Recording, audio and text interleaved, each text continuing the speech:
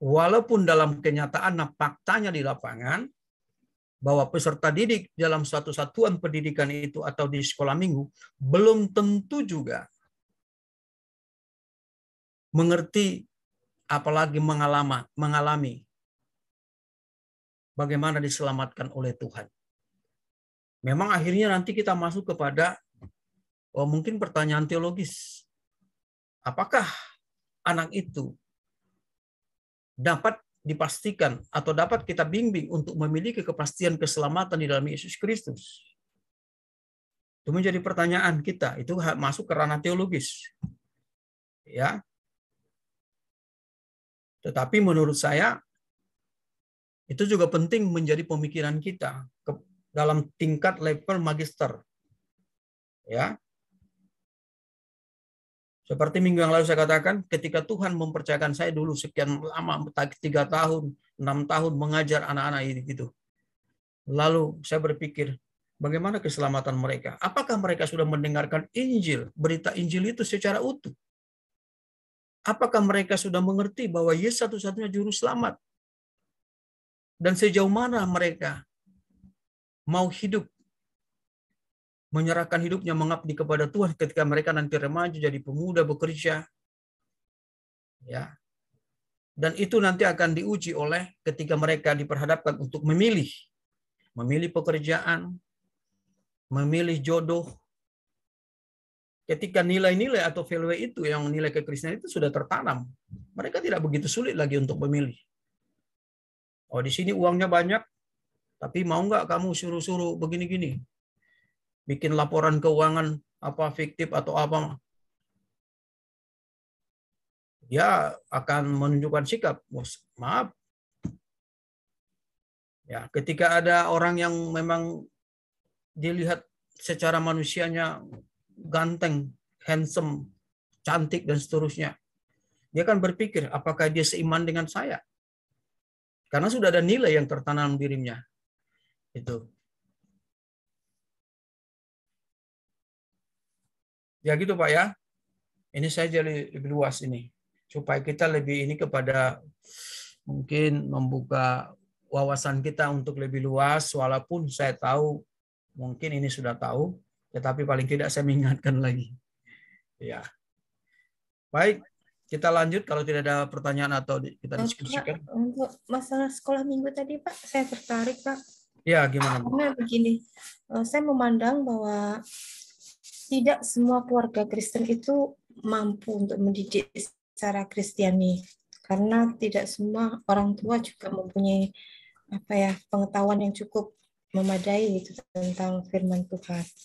Kemudian di masa sekolah kan kita diharapkan, maksudnya untuk anak-anak masih PAUD ya Pak, diharapkan kan masuk ke sekolah Kristen gitu ya. Kalau sekolah Kristen kan otomatis biaya tinggi ya, lebih tinggi dari yang biasa begitu. Jadi tidak semua juga mampu untuk masuk ke situ. Nah, saya kan kalau di gereja juga memegang sekolah minggu ya, saya kadang-kadang mikir ini harus seperti apa, karena itu saya sebagai beban juga gitu ya, karena hanya satu-satunya kita memasuki mereka dari sekolah minggu itu gitu. Cuma dari sekolah minggu itu kan di dalam gereja banyak kan kurang mendapat perhatian gitu ya, terutama yang menjadi guru sekolah minggu juga asal tunjuk tadi seperti itu. Terus kemudian merasa kurang cukup lah, untuk kurikulum juga tidak ada ya, jadi kita membuat sendiri ini sendiri begitu. Jadi selama ini saya agak beratnya bebannya seperti itu, bagaimana agar firman Tuhan ini bertumbuh, karena saya merasa keluarga tidak cukup, kemudian untuk sekolah, mengejar sekolah-sekolah yang Kristen pun mereka banyakkan juga tidak cukup, hanya bisa di sekolah minggu, tapi sekolah minggunya tidak mendapatkan perhatian yang tepat. Itu Pak.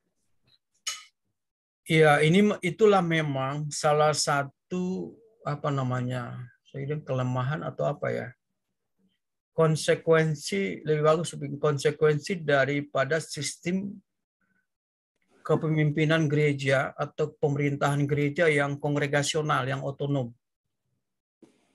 Ya. Artinya gereja-gereja yang memang lebih menekankan kepada otonomi, gereja lokal. Ya. Beda dengan gereja-gereja memang sistem presbiterial sinodal. Ya, seperti GKI, harus saya katakan GPIB.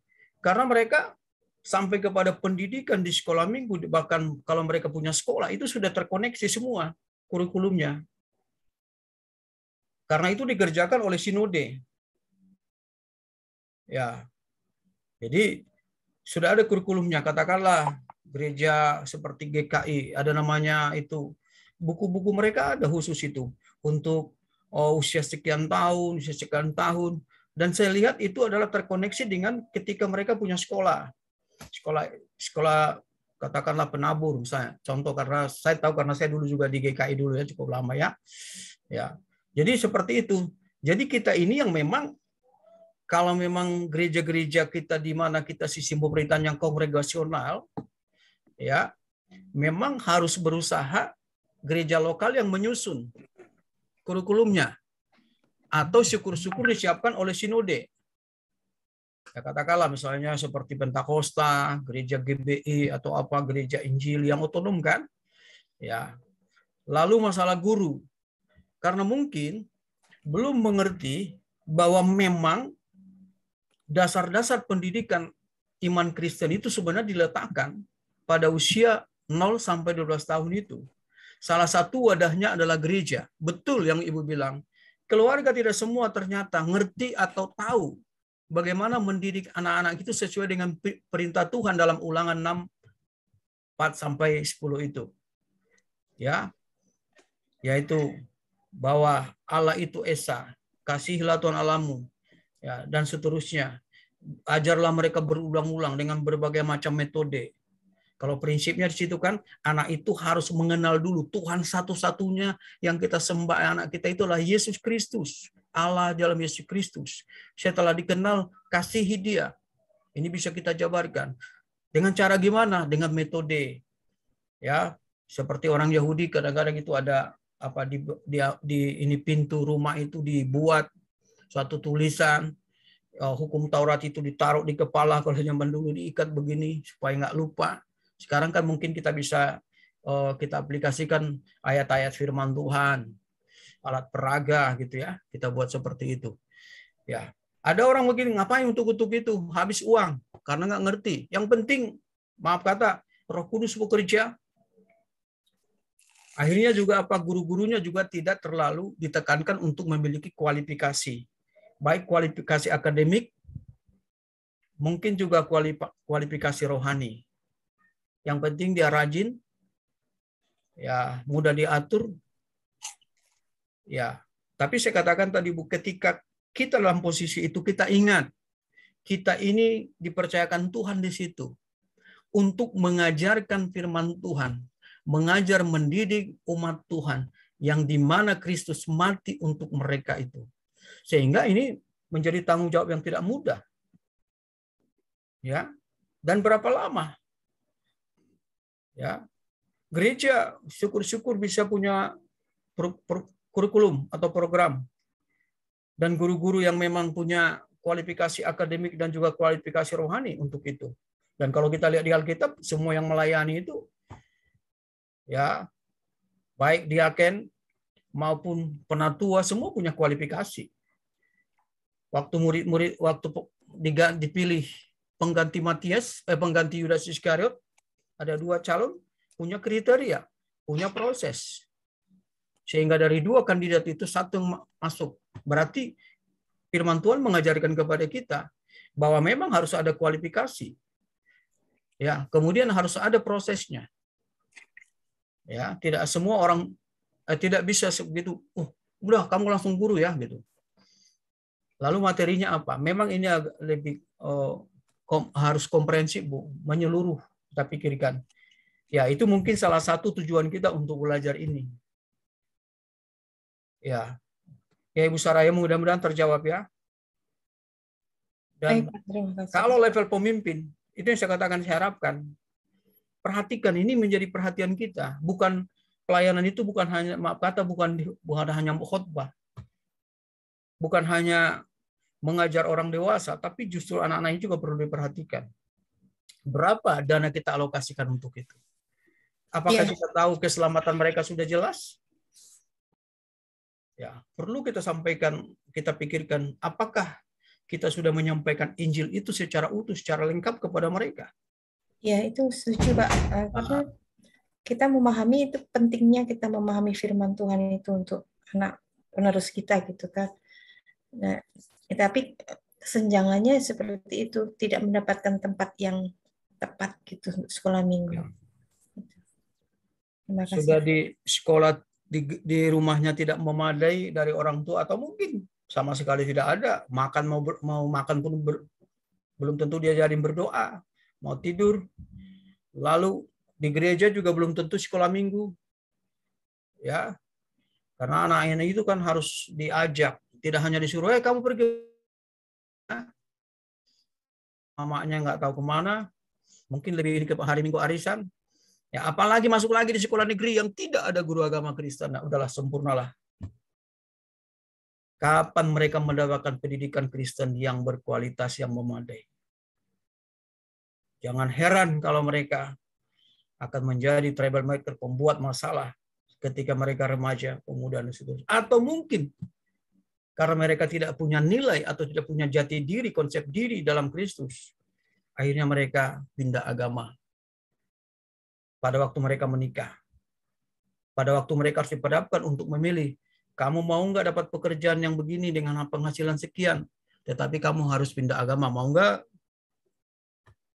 Nah, disitulah kelihatan nanti hasil pendidikan itu mulai dari kecil itu. Gitu, apalagi usia emas itu. Ya. Baik, kita lanjut kalau tidak ada lagi. Hermanus. Pak, boleh saya Oh ya. Saya share sedikit, Pak. Bu Yulianti, pemilik sekolah ini. Apa yang tadi Bapak sampaikan itu sangat membuat ya agak sedikit membuat hati yang agak ya memang itu tanggung jawab yang sangat luar biasa, Pak.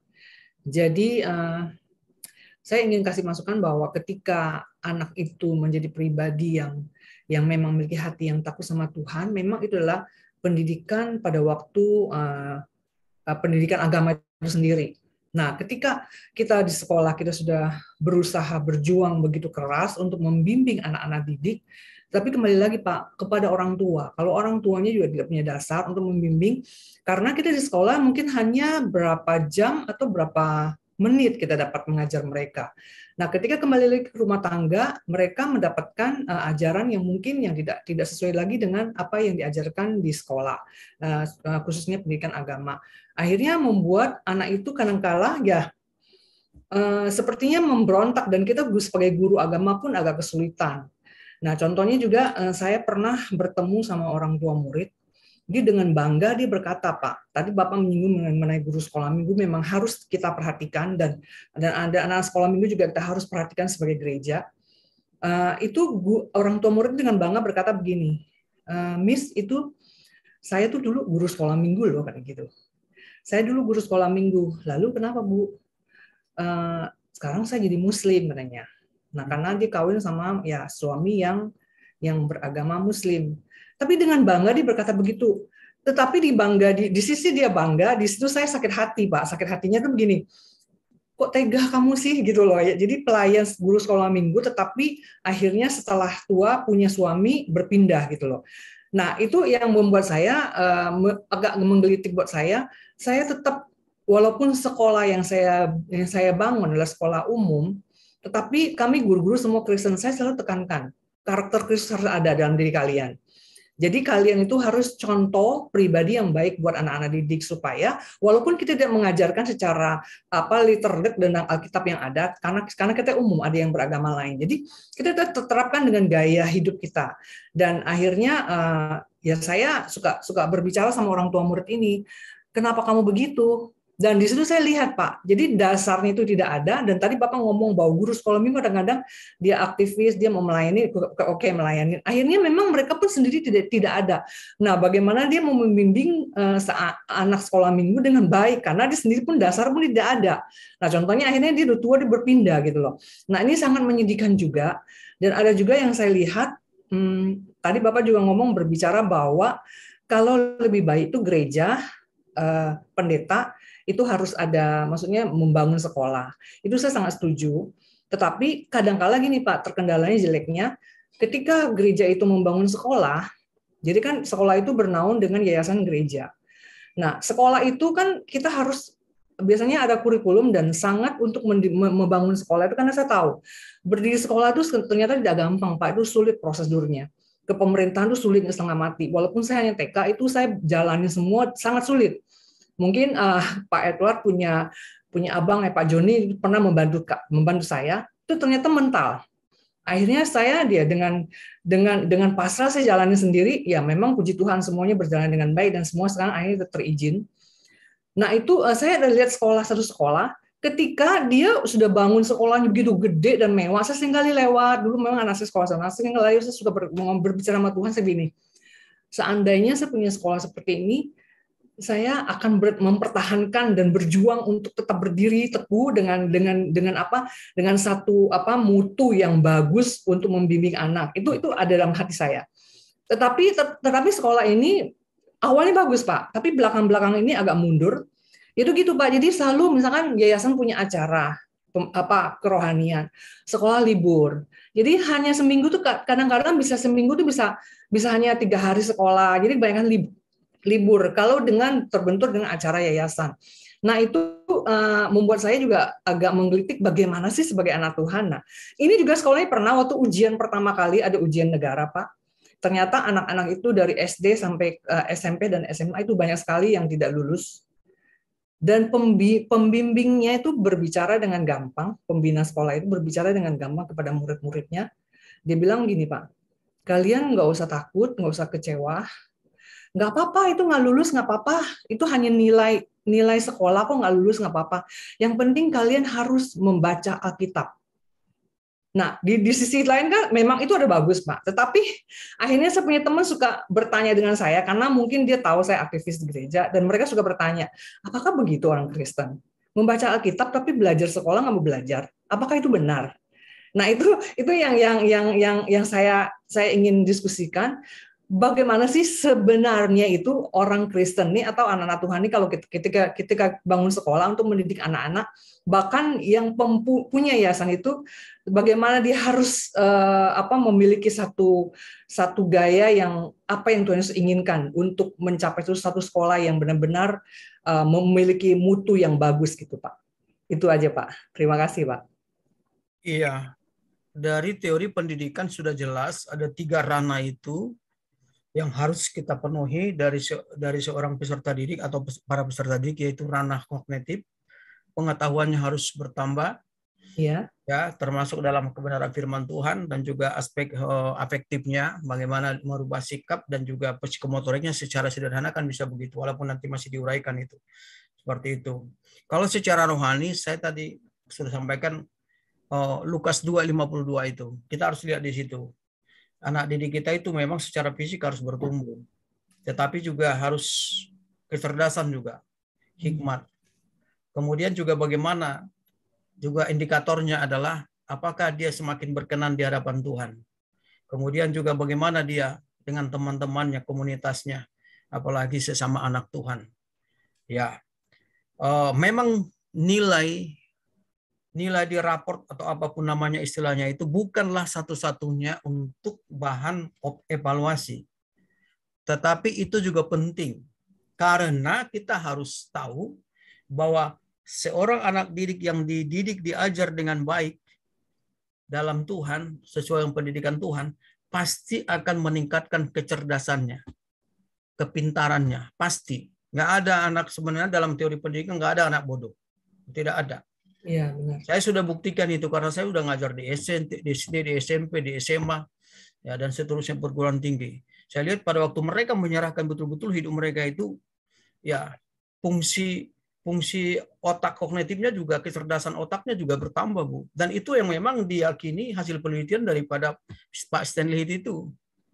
Dia kan profesor di ITB kan, sebenarnya kalau sekulernya kan, tapi juga dia pendiri Tyrannus itu. Jadi hasil penelitian dia. Dan saya sudah alami dan lihat sendiri itu. Jadi salah itu, Bu, kalau dikatakan itu nggak penting. Ya, nanti jadi gimana? Oh, kamu belajar Alkitab tapi kamu tinggal kelas misalnya, pelajaran nggak bisa ngikutin. Itu bukanlah perkembangan yang diinginkan Tuhan. Ya. Lalu masalah memang plus minusnya kalau gereja memiliki lembaga pendidikan. Ya, plusnya adalah bagaimana anak-anak, mungkin juga sebagian besar anak gereja kita ada sekolahnya di situ. Ya, mereka bisa ada tambahan belajar pendidikan agama Kristen selain di keluarga, selain di gereja, ada juga hari khusus. Ya, berapa hari, 1 minggu. Juga ada peluang di situ kita memberitakan Injil kepada yang belum percaya kepada Yesus dengan metode, dengan suasana yang baik, yang penuh kasih, apalagi dengan keteladanan dari pendidiknya. Itu juga menjadi ladang penginjilan kita.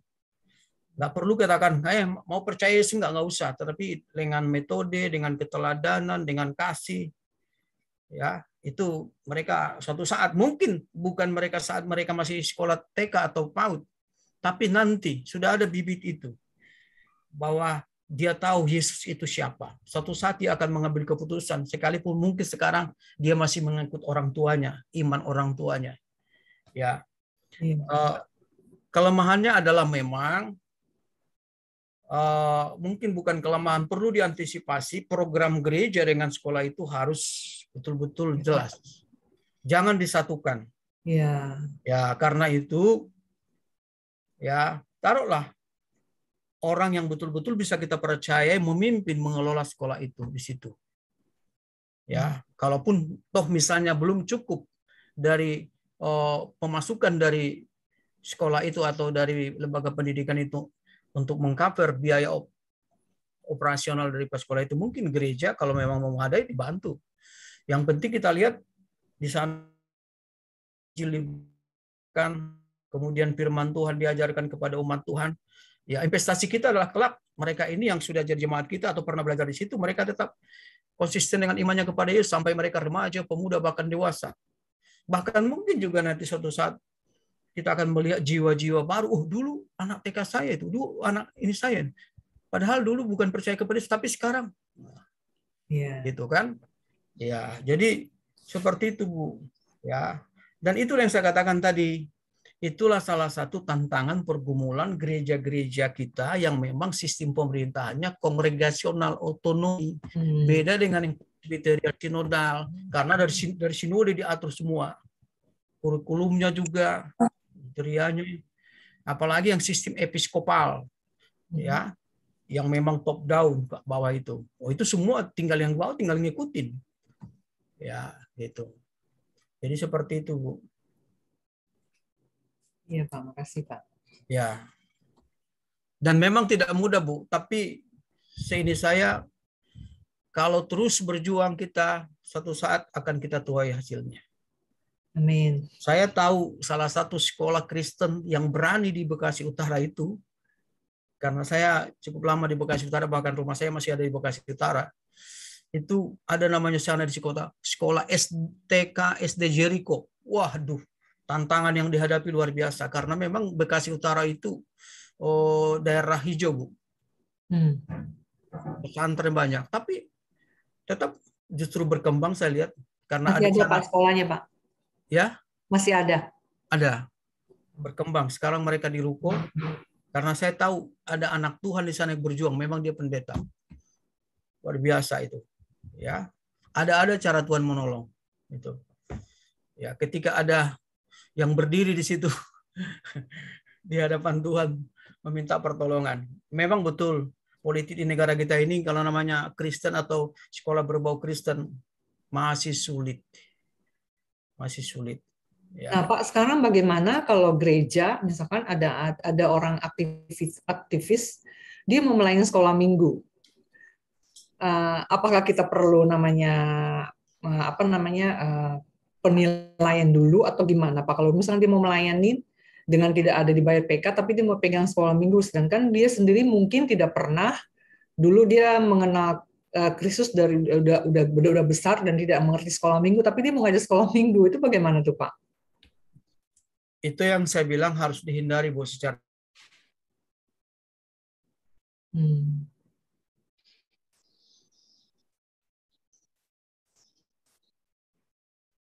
langsung. Tidak dia punya kualifikasi sebagai pengajar.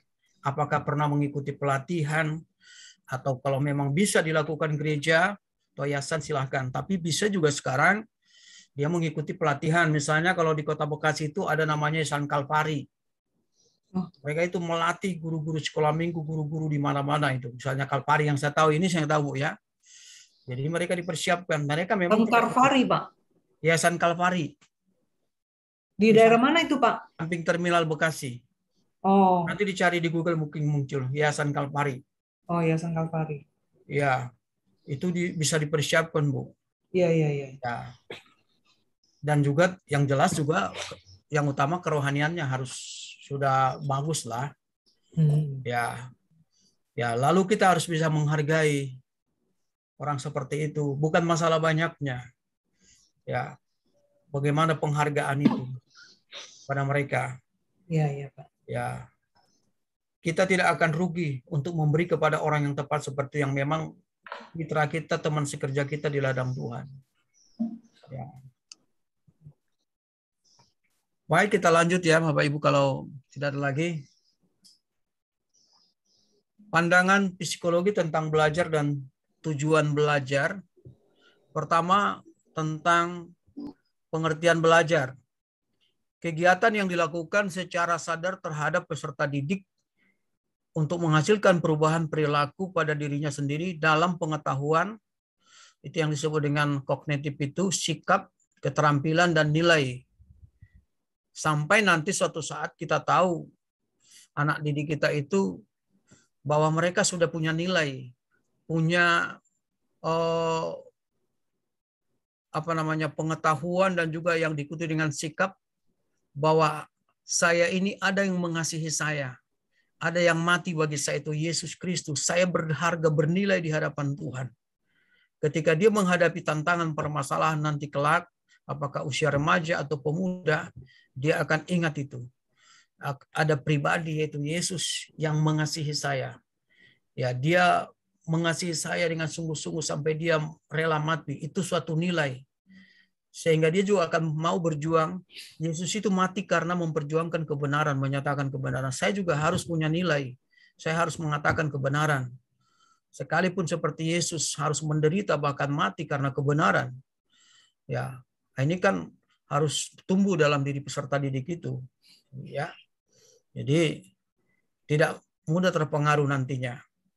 Kemudian adalah peserta didik dapat dikatakan telah melakukan tindakan belajar jika ia telah terproses untuk melakukan sesuatu yang sebelumnya tidak dapat dilakukan, atau jika terdapat tingkah laku yang berbeda, lebih baik tingkah laku sebelumnya.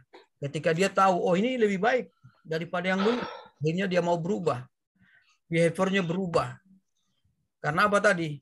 Ada kebutuhan, ada need-nya. Saya ini harus menjadi pribadi yang bernilai di hadapan Tuhan, ya, yang menyenangkan Tuhan, yang dikasihi Tuhan.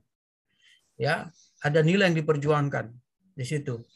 Jadi saya pikir sesuatu yang perlu kita pahami, kita mengerti. Kemudian proses belajar intinya adalah terjadinya perubahan tingkah laku, ya, pada diri individu yang bersifat permanen atau menetap, bukan temporer. Pribadi Yesus sekali lagi menjadi standar yang mau dicapai dalam proses belajar. Dalam Matius pasal 11 ayat 29 dikatakan, belajarlah kepadaku karena aku lemah lembut, dan seterusnya. Ya, guru, ya, pendeta, gembala bukanlah pribadi yang sempurna yang bisa dijadikan contoh. Ya, tetapi kita harus ajak anak-anak kita motivasi. Yesus adalah pribadi yang dapat dijadikan sebagai teladan yang sempurna. Bahkan dalam berjemaat pun, ketika ada jemaat yang begitu bangga, bahkan mengidolakan gembalanya, ketika gembalanya bermasalah, bahkan jatuh, akhirnya juga dia ikut bingung. Bukan hanya anak-anak, orang dewasa pun. Saya dulu pernah temukan seperti itu. Waduh, dia bilang kalau pendeta saya berkhotbah itu, waduh, luar biasa, sempurna, gini, bangga, cerita terus. Setiap ketemu, ya sudah berkeluarga, pasti selalu ceritakan pendetanya. Tidak pernah cerita, yang saya tahu nggak pernah cerita tentang Tuhan Yesus. Akhirnya gembalanya juga bermasalah. Bahkan dia juga akhirnya out dari sana, dari gereja itu. Untung dia menyikapinya dengan positif. Ya, saya bikin sendiri. Saya harus lebih baik dari orang itu. Tapi kita mau tuntunlah anak didik kita itu, orang kita layani itu, untuk melihat kepada Yesus. Jadi teladan yang sempurna. Dan Yesus mengatakan, belajarlah kepadaku. Ya, aku lemah lembut. Itu bicara tentang karakter. Ya. Yang berikutnya adalah terus Hermanus, faktor-faktor yang mempengaruhi ya proses belajar. Proses dan hasil belajar. Pertama adalah faktor internal.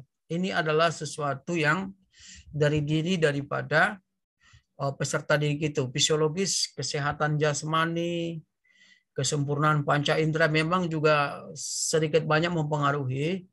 Makanya kalau guru ngerti ini, misalnya ada masalah cara panca indera atau misalnya melihat, karena mungkin sudah terlalu tebal kacamatanya, ini bisa dikasih solusi. Anak-anak itu jangan dibiarkan duduk di belakang, ditaruh di depan. Kadang-kadang juga pendengarannya nggak begitu bagus karena mungkin masalah-masalah fisik. Ya, taruh dia agak di depan. Ya, kita kasih penjelasan. Ya, ini hal-hal seperti ini kan bisa kita atasi sebenarnya. Atau mungkin faktor-faktor fisik yang lainnya itu. Ya, juga kemudian masalah psikologis. Ya, masalah kecerdasan atau bakat. Ya, ada anak-anak ya mungkin kita antara percaya tidak percaya, sepertinya bisa dikatakan anak ini kayaknya lahir udah cerdas gitu. Ini udah cerdas itu. Ya. Ya, cucu saya sekarang 1,5 tahun. Ya, sudah banyak nama binatang dia hafal, suaranya bisa ditirukan. Ya, persis. Ya, sudah cukup banyak istilah bahasa Inggris dia bisa hafal. Ya, kami lagi menerapkan prinsip bagaimana nenek daripada Timotius itu mendidik Timotius sampai jadi hamba Tuhan yang luar biasa. Ya, karena orang tua dari cucu saya ini kan memang dua-duanya kerja tiap hari, hampir tiap hari bekerja. Kadang-kadang memang kerja di rumah ya. Kita terapkan itu.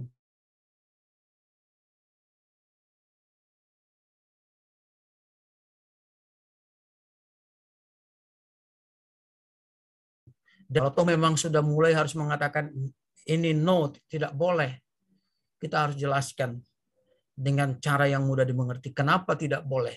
Ini panas, ini berbahaya, ini kotor. Ya, seperti itu. Ya, kan memang semangatnya luar biasa, puji Tuhan. Tapi juga adalah, ini kita ingat Ibu, kita ini mendidik anak didik kita yang Kristen dengan Alkitab, dengan psikologi Kristen ini, jangan lupa ada Roh Kudus yang kita libatkan, beda dengan pendidikan sekuler itu. Karena itu jangan mengandalkan kemampuan kita. Ya, jangan. Ya, memang kalau kadang-kadang harus mendisiplinkan anak-anak itu, karena memang harus demikian. Kadang-kadang memang kita sedih, tapi harus kita lakukan itu. Habis itu kita peluk anak itu. Bahwa tujuan kita baik, kita mengasihi dia, apalagi Tuhan mengasihi dia. Jangan secara psikologis membuat dia ketakutan. Karena ketika dia dalam ketakutan, apalagi sering terjadi, Karena mungkin suara seringkali dimarahin, tidak boleh ini, tidak boleh keluar, di situ ada apa, di situ ada mungkin ditakut-takutin, di situ ada ular, di situ ada apa, gelap itu apa. Itu akan membuat dia selain secara psikologis nggak tenang, nggak nyaman, juga itu mempengaruhi kepada intelektualnya. Ya. Dan jangan sampai anak itu kita memberikan kata-kata ancaman yang sebenarnya itu tidak mungkin kita lakukan. Dan itu tidak perlu. Kalau kamu masih nangis terus-menerus, nanti kamu akan ditaruh di luar di gelap. Nah, itu waduh bahaya itu. Ya. Kadang-kadang kalau kami pergi sama menantu di mobil itu, cucu ini suka nangis ya. Nggak mungkin bilang, kalau kamu masih nangis terus, nanti kamu dikeluarin.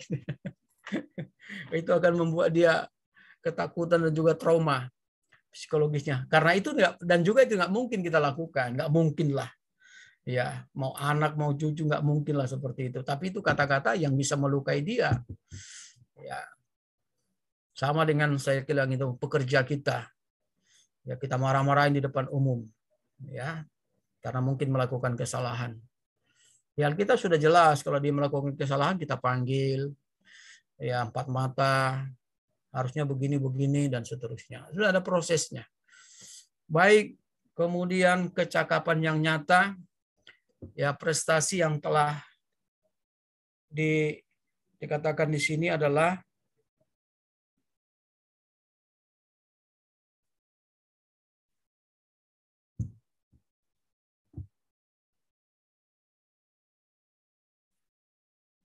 yaitu non-intelektual, kecakapan nyata, prestasi yang telah pernah diraih. Mungkin kalau ini kita sebelumnya sudah pernah dia mungkin berprestasi dalam bidang apa, ya itu juga akan memacu dia, memotivasi dia untuk lebih maju lagi, akan lebih baik lagi.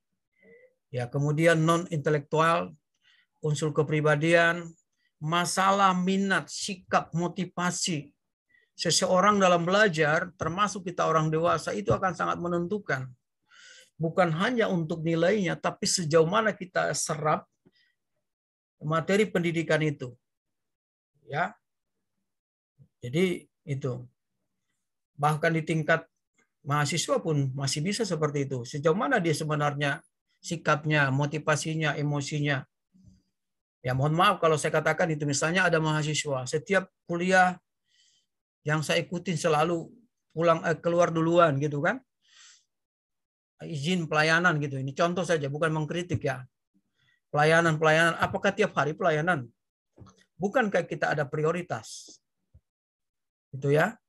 Saya juga melayani. Ya, tapi kita ada prioritas.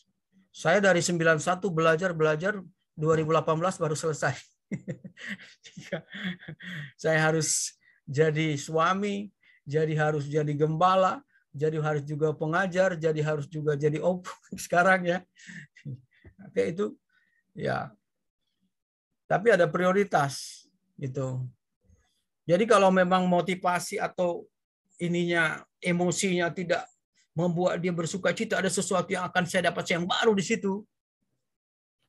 Ya, itu juga akan menentukan nanti cara dia belajar, kebiasaannya. Ya, tapi kalau saya percaya diri, ada sesuatu yang akan saya dapat lewat materi itu. Ya, akan membuat saya memiliki konsep diri yang lebih baik lagi.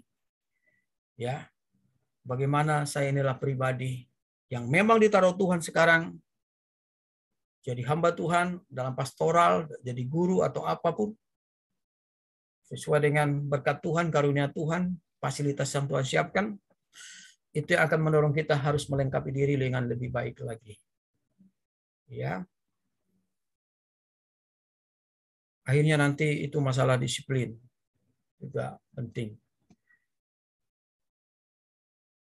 Baik, ada pertanyaan? Ini Pak yang saya maksud Pak dengan minggu lalu Pak. Ya silakan Pak. Iya, ini yang saya maksud dengan minggu lalu, bahwa saya pernah baca kuesioner yang saya maksudkan itu. Jadi ini ternyata berbicara tentang faktor-faktor yang mempengaruhi proses dan hasil belajar itu sendiri. Saya mengatakan minggu lalu bahwa ada anak-anak yang kelihatannya kurang beruntung, yang lahir dari keluarga yang tidak terlalu, situasinya tidak terlalu mendukung dia untuk bisa melewati satu proses belajar yang membangkitkan motivasi, yang membangkitkan rasa percaya diri dan penggambaran diri atau konsep diri yang benar, sehingga dorongan untuk meraih cita-cita dalam pendidikan itu benar-benar sama sekali tidak ada semangat belajar. Itu yang saya maksud, Pak. Jadi ini ternyata bagian dari yang disebut dengan kecakapan nyata, prestasi yang dimiliki, dan juga bagian dari faktor non-intelektual. Ya, unsur kepribadian ya. Betul Pak itu. Iya Pak. Ya masalah. Ini membuktikan ternyata itu benar Pak. Ya betul Pak. Betul. Makanya kalau kita jadi pendidik atau pengajar,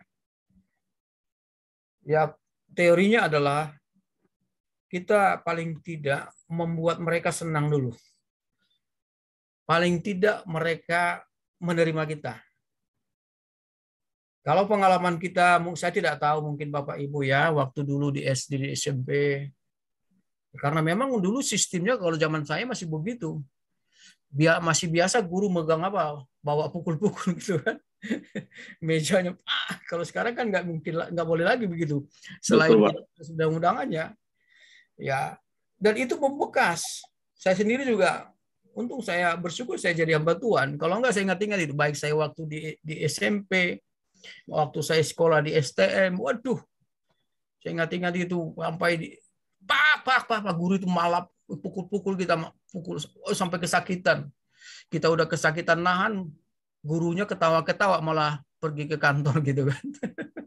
Itu membekas itu kan. Ya, sampai saya dulu istilahnya itu karena guru di STM, guru agamanya juga ada pendeta, sampai nggak simpati dengan dia itu seperti itu. Ya. Tapi puji Tuhan lah saya dimenangkan Tuhan itu. Ya, maksud saya itu karena kita udah tahu, jangan sampai kita melakukan begitu. Ya, dengan kata-kata. Ya. Jadi apa yang dikatakan oleh Pak Sijabat, Dr. Sijabat dalam bukunya, keteladanan itu baik dalam berkata, dalam bersikap, berbuat itu adalah sangat kuat berbicara, berpengaruh kepada orang-orang di sekitar kita. Yang disebut dengan hidden kurikulum yang tersembunyi. Dalam bahasa lainnya disebut dengan action talk louder than the words, Pak. Iya. Mengajar kita boleh pintar, berkhotbah boleh fasih, kita ini mau kita kuasai, tapi ketika tidak didukung oleh keteladanan hidup kita, itu tidak akan begitu efektif. Betul, Pak. Iya. Karena itu kita harus mau belajar terus kepada Yesus. Belajarlah kepadaku, kepada Tuhan Yesus. Baik, selanjutnya apa? Manus, mungkin satu slide lagi ya. Saya tadi pulang dari kampus karena kami ada pelatihan, agak capek juga. Ya. Faktor eksternal atau yang sekunder. Yaitu lingkungan juga memang ikut berpengaruh kepada proses dan juga hasil belajar. Yaitu alam, ya seringkali sebut kalau kayaknya belajar di dekat apa yang tenang, kayak di kampung gitu ya, kayaknya lebih enak ya gitu ya. Kalau bisa sih kalau kita dibikin di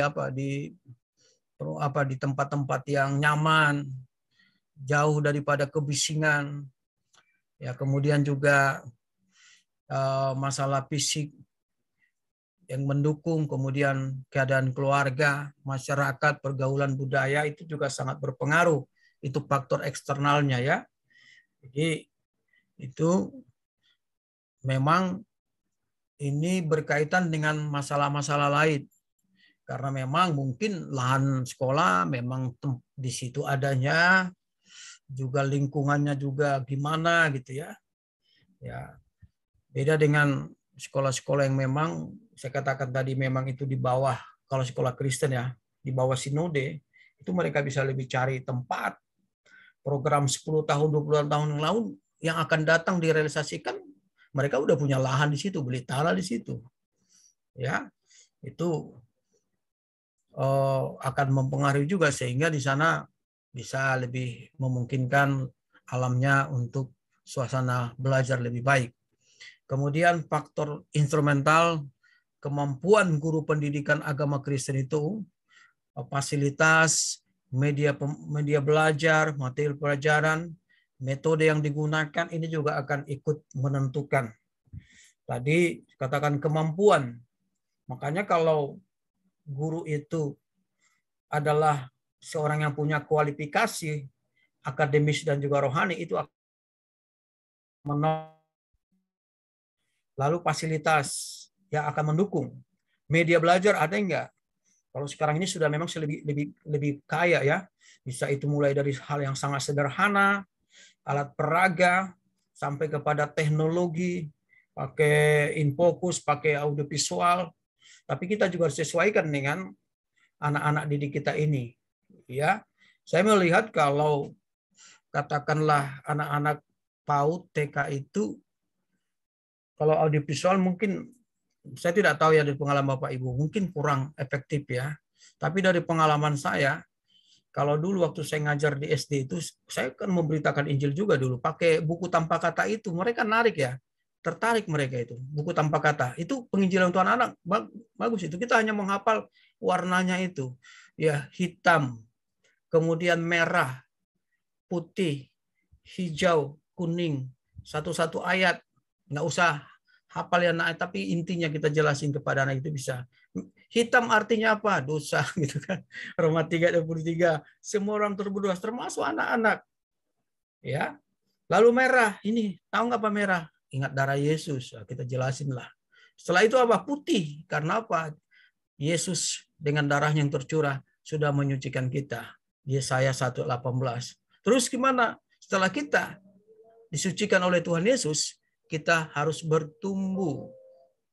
Ya, ingat warna hijau, ya berarti tumbuh-tumbuhan yang masih hidup. Ya, gitu ya. Dan kuning, ya adalah jalan-jalan di surga adalah katanya terbuat dari emas. Bisa kita pakai seperti itu. Nah, perlu kita sesuaikan lah. Ya.